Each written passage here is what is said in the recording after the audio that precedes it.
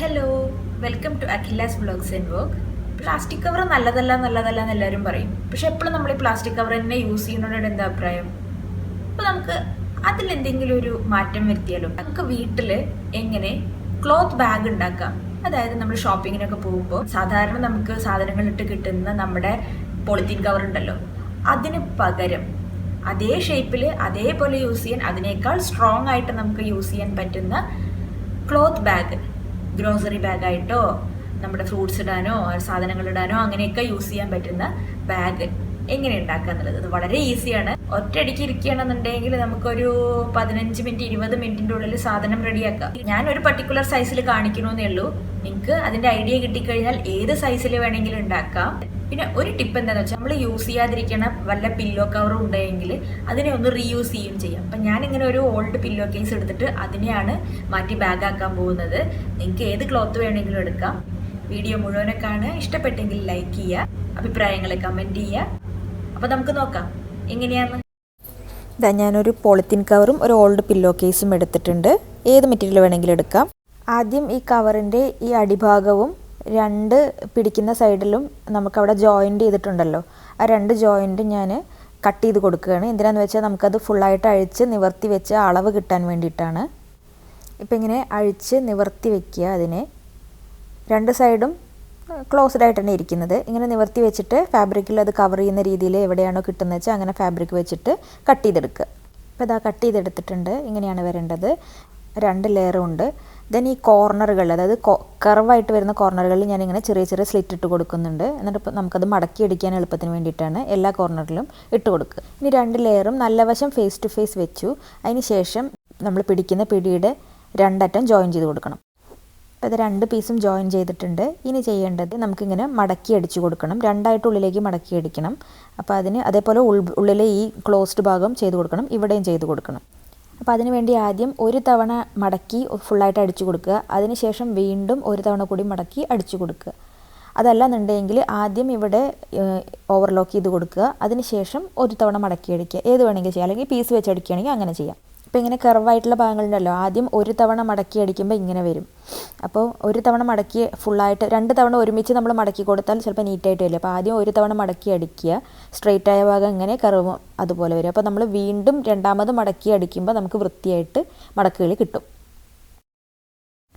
ഇപ്പോൾ ഇതാ അത് ചെയ്തതിന് ശേഷം ഇങ്ങനെ ഇവിടെയെല്ലാം ഞാൻ അടിച്ചു കഴിഞ്ഞു. ഇനി ഞാൻ ഇതിനെ നല്ല വശം ഉള്ളിലേക്കാക്കി ഇങ്ങനെ മടക്കി കൊടുത്തു. അതിനുശേഷം നമുക്ക് രണ്ട് സൈഡും സ്റ്റിച്ച് ചെയ്ത് കൊടുക്കണം. ഇപ്പോൾ ഇത് രണ്ട് സൈഡ് സ്റ്റിച്ച് ചെയ്തിട്ടുണ്ട്. ഓവർലോക്ക് ചെയ്യണമെങ്കിൽ ചെയ്താൽ കൂടുതൽ നന്നായിരിക്കും. അതിന് ശേഷം വീണ്ടും പുറം മറിച്ചെടുക്കുക. നല്ല വശത്തിന് പുറത്തേക്ക് എടുത്തു. അതിനുശേഷം നമുക്ക് അടിയിൽ സ്റ്റിച്ച് ചെയ്ത് കൊടുക്കണം. അടിയിൽ ഒരു 1/4 ഇഞ്ച് തുമ്പ് വിട്ടിട്ട് ഞാൻ സ്ട്രെയിറ്റ് ആയിട്ട് സ്റ്റിച്ച് ചെയ്ത് കൊടുക്കുകയാണ്. അതിന് ശേഷം വീണ്ടും നല്ല വശത്തിന് ഉള്ളിലേക്കാക്കി മറിച്ചെടുത്തു. ഇനി ചെയ്യാൻ പോകുന്നത്, നമുക്ക് ഈ സ്റ്റിച്ച് ഉണ്ടല്ലോ, ഈ സ്റ്റിച്ച് ഉള്ളിലാണ്. അപ്പോൾ അത് നന്നായിട്ടൊന്ന് അയൺ ചെയ്ത് കൊടുത്ത വൃത്തിയാവും. ഇനി ഇങ്ങനെ മടക്കിയെടുക്കണം.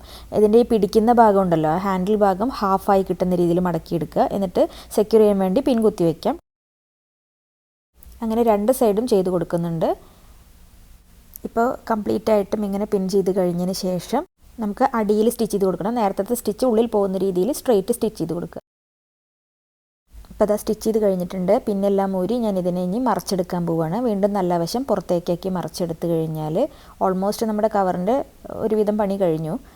ഫോൾഡുകളെല്ലാം ഒന്ന് നേരെ വെച്ച് വൃത്തിയായി വെച്ച് ഒന്ന് അയൺ ചെയ്ത് കൊടുക്കാം, വൃത്തിയായി നിൽക്കാൻ. അതിന് ശേഷം ഈ ഹാൻഡിലുണ്ടല്ലോ, അതിൻ്റെ ഈ രണ്ട് ലെയറും കൂടി ചേർത്ത് ഇങ്ങനെ മേലെ ഒരു സ്റ്റിച്ച് ഇട്ട് കൊടുക്കുക. അങ്ങനെ രണ്ട് ഹാൻഡിലും ചെയ്ത് കൊടുക്കുക. അതിന് രണ്ട് ലെയറും ഒരേപോലെ വക്കൊപ്പം വെച്ചിട്ട് മേലെ കൂടെ ചേർത്ത് അടിച്ചു കൊടുക്കുക. അപ്പോൾ അതോടുകൂടി നമ്മുടെ ക്യാരി ബാഗിൻ്റെ പണി കഴിഞ്ഞു. ഇത്രയേ ഉള്ളൂ. അപ്പോൾ ഇതാണ് നമ്മുടെ ബാഗ്. നമ്മുടെ സാധാരണ പോളിത്തീൻ കവറിൻ്റെ അതേ ഷേപ്പിലുള്ള ബാഗ് റെഡിയായി കഴിഞ്ഞു. ഇനി കാണിക്കുന്നത് ഓപ്ഷണലാണ്. ഞാനിങ്ങനെ ഒരു പീസ് എടുത്തിട്ടുണ്ട്. അതിന് ഇങ്ങനെ രണ്ടായി മടക്കിയിട്ട് ഇങ്ങനെ സ്റ്റിച്ച് ഇട്ട് കൊടുത്തു. അതൊരു ചതുരത്തിലുള്ള ഒരു നല്ല പീസായിട്ട് കിട്ടാൻ വേണ്ടിയിട്ട് മാത്രമാണ്. ഇതെന്തിനാന്ന് വെച്ചാൽ നമ്മുടെ ബാഗിനെ കെട്ടി വെക്കാൻ വേണ്ടിയിട്ടുള്ള എലാസ്റ്റിക് ഇട്ട് കൊടുക്കാനാണ്. അപ്പോൾ ഞാനതിനെ പുറം മറച്ചിട്ട് ഇങ്ങനെ എടുത്തിട്ടുണ്ട്. ഇനി നമ്മുടെ ആ ഫ്രഷ് എൻഡ് ഉണ്ടല്ലോ, അതിനെ കൂടെ ഉള്ളിലേക്ക്, അതൊക്കെ നിങ്ങളുടെ യുക്തിക്ക് അനുസരിച്ച് ചെയ്യാം. ഇത് ചെയ്യണം എന്നൊരു നിർബന്ധമില്ല. അപ്പോൾ ഇങ്ങനെ ഒരു പീസ് എടുത്ത് എലാസ്റ്റിക്കും എടുത്തിട്ടുണ്ട്. അതിനുശേഷം നമ്മുടെ ക്യാരി ബാഗിൻ്റെ ഒരു സൈഡ് ഇതുപോലെ ഇപ്പോൾ ഈ കാണിക്കുന്ന പോലെ തന്നെ വെച്ച് കൊടുക്കുക. ഇങ്ങനെ രണ്ടായി ഫോൾഡ് ചെയ്തിട്ട് ആ ഫ്രീ എൻഡിനെ ഇങ്ങനെ എലാസ്റ്റിക് കവറിൻ്റെ ഉള്ളിലേക്ക് പോകുന്ന രീതിയിൽ വെച്ച് കൊടുക്കുക. അതിന് ശേഷം നമ്മളെടുത്ത്, അതായത് ഏതാണ്ട് സെൻറ്ററിൽ വെക്കണം. എന്നിട്ട് ഈ പീസിനെ ഇലാസ്റ്റിക്കിൻ്റെ അറ്റം മറയുന്ന രീതിയിൽ വെച്ചിട്ട് ഒന്ന് സ്ക്വയറായിട്ട് സ്റ്റിച്ച് ചെയ്ത് കൊടുക്കുക. അപ്പോൾ അത് എങ്ങനെയാണ് സ്റ്റിച്ച് ചെയ്യാൻ പോകുന്നത്, ഇവിടെ ഇങ്ങനെ ഒരു ബോക്സ് പോലെ സ്റ്റിച്ച് ചെയ്യുക. അപ്പോൾ അത് സ്റ്റിച്ച് ചെയ്തിട്ടുണ്ട്, ഇത്രയേ ഉള്ളൂ പണി. ഇനി നമുക്ക് ഫോൾഡ് ചെയ്യുമ്പോൾ ഇലാസ്റ്റിക് ഹെൽപ്ഫുള്ളാണ്. ഫോൾഡ് ചെയ്യേണ്ടത് എങ്ങനെയാണെന്ന് കാണിക്കാം. ആദ്യം ഇങ്ങനെ ഫോൾഡ് ചെയ്യുക, അതിനുശേഷം ഇങ്ങനെ ഫോൾഡ് ചെയ്യുക, അതിനുശേഷം ഹാൻഡിൽ ഉള്ളിലേക്ക് ഫോൾഡ് ചെയ്ത് കൊടുത്തു. ഇലാസ്റ്റിക് അങ്ങനെ പുറത്തേക്ക് കിട്ടണം. ദെൻ ചെറിയതായിട്ട് റോൾ ചെയ്തതിന് ശേഷം ഇലാസ്റ്റിക് ഇട്ട് കൊടുക്കുക. അപ്പോൾ ഇങ്ങനെ ചെയ്ത് കഴിഞ്ഞാൽ നമ്മൾ ഷോപ്പിങ്ങിന് പോണ സമയത്ത് ഈ ഒഴിഞ്ഞ ബാഗിനെ നമ്മുടെ ബാഗിൻ്റെ ഉള്ളിൽ, ഹാൻഡ് ബാഗിൻ്റെ ഉള്ളിലൊക്കെ ഇട്ട് കഴിഞ്ഞാൽ ഒട്ടും അത് സ്ഥലം വേസ്റ്റ് ആക്കണില്ല. അപ്പോൾ നമുക്ക് ഒരുവിധം നല്ല രീതിയിൽ അതിൽ സാധനങ്ങൾ കൊള്ളും ചെയ്യും. പ്ലാസ്റ്റിക് ബാഗിനേക്കാൾ സ്ട്രോങ്ങും ആയിരിക്കും. അപ്പോൾ എല്ലാവരും ഒന്ന് ട്രൈ ചെയ്ത് നോക്കൂ. നല്ല ഫാബ്രിക് കൊണ്ട് ചെയ്ത് കഴിഞ്ഞാൽ നല്ല വൃത്തിയുള്ള ബാഗ് നമുക്ക് ഉണ്ടാക്കിയെടുക്കാം, ഭംഗിയുള്ള ബാഗ് ഉണ്ടാക്കിയെടുക്കാം. ട്രൈ ചെയ്ത് നോക്കൂ. അപ്പോൾ എങ്ങനെയുണ്ട്? ക്ലോത്ത് ക്യാരി ബാഗ് ഇഷ്ടമായോ? എല്ലായിടത്തും കേൾക്കാറുണ്ട് പ്ലാസ്റ്റിക് ബാഗ് ഒഴിവാക്കി കുറവാണ്. ചില കടകളിലൊക്കെ കണ്ടിട്ടുണ്ട് ഒരു ക്ലോത്ത് ബാഗ് എന്ന് പറഞ്ഞിട്ടൊരു ബാഗ്. പക്ഷെ അതും കംപ്ലീറ്റ്ലി ക്ലോത്ത് അല്ല. അതൊന്നും നമ്മൾ കത്തിച്ച് നോക്കിയിട്ടുണ്ടോ? പ്ലാസ്റ്റിക് ഉള്ള പോലെ ഇങ്ങനെ ഉരുകി പോകുന്നത് കാണാം.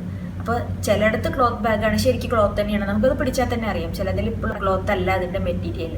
അപ്പോൾ ഒഴിവാക്കി എന്ന് പറയുന്നത് അല്ലാതെ നമ്മുടെ നാട്ടിൽ നടക്കുന്നിടത്ത് കൂടെ പ്ലാസ്റ്റിക് തന്നെയാണ് കാണുന്നത്. വഴിയിലായാലും എവിടെയായാലും നമുക്ക് പേഴ്സണലി അഭിപ്രായം ഉണ്ടായിരിക്കും പ്ലാസ്റ്റിക് ഒഴിവാക്കണം, യൂസ് ചെയ്യുന്നത് കുറയ്ക്കണം. അപ്പം അങ്ങനെ വിചാരിക്കുന്നുണ്ടെങ്കിൽ ഇതൊന്ന് ട്രൈ ചെയ്ത് നോക്കൂ.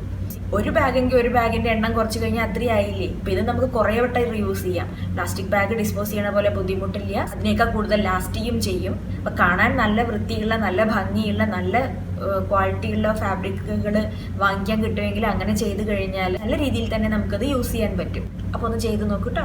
നെക്സ്റ്റ് വരുന്ന വീഡിയോ നോട്ടിഫിക്കേഷൻ കിട്ടണമെന്നുണ്ടെങ്കിൽ ആദ്യം ചാനൽ സബ്സ്ക്രൈബ് ചെയ്യുക, എന്നിട്ട് തൊട്ടടുത്ത ബെൽ ബട്ടണിൽ ഓൾ നോട്ടിഫിക്കേഷൻസ് എനേബിൾ ചെയ്യുക. അപ്പോൾ അടുത്ത വീഡിയോയിൽ വീണ്ടും കാണാം. Bye.